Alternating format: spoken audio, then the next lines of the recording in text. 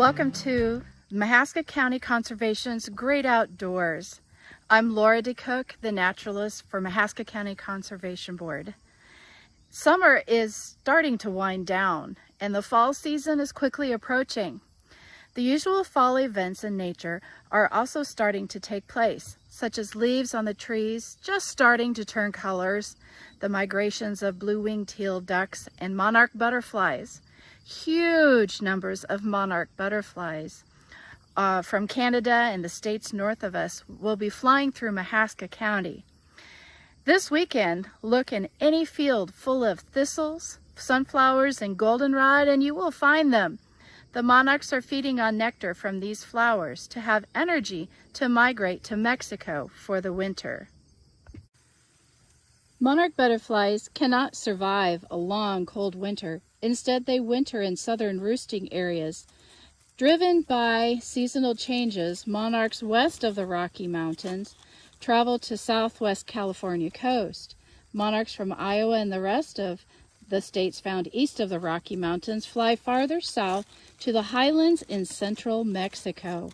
These are the only butterflies to make such a long two-way migration every year. Amazingly, they fly in masses to the same winter roosts and often to return to the exact same trees. However, instead of the same butterfly returning to Mexico year after year, it's their children's grandchildren that return south the following fall. Monarch migration is so fascinating. These butterflies travel as much as 2,000 miles. Butterflies do not travel in a straight line, so its actual distance is probably much longer.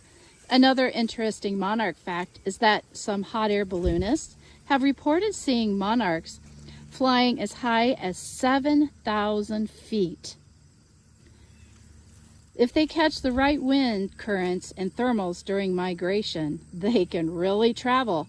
Monarchs can even fly as 50 miles per hour if they take advantage of prevailing winds during migration time. Given the great numbers of monarchs, up to 100 million, that gather to migrate each fall, it is hard to imagine them facing any threat of extinction. But monarchs and their amazing annual migration are seriously threatened by human activities in both their summer and overwintering sites.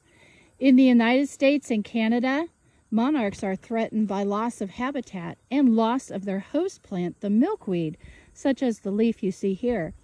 Milkweed is a plant that monarch caterpillars feed on exclusively. Milkweed and other adult nectaring plants are also vulnerable to herbicides and used by many landscapers, farmers, and gardeners.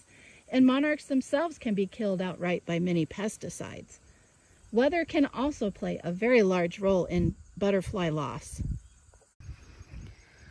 Monarch populations are even more vulnerable in their overwintering sites in Mexico and California. These sites have also been threatened by human activities and severe weather. Unseasonable rain and devastating mudslides can greatly affect these butterflies. However, this summer has been reported as a pretty good growing season for milkweed and the butterflies. Hopefully, they will keep rebounding in numbers.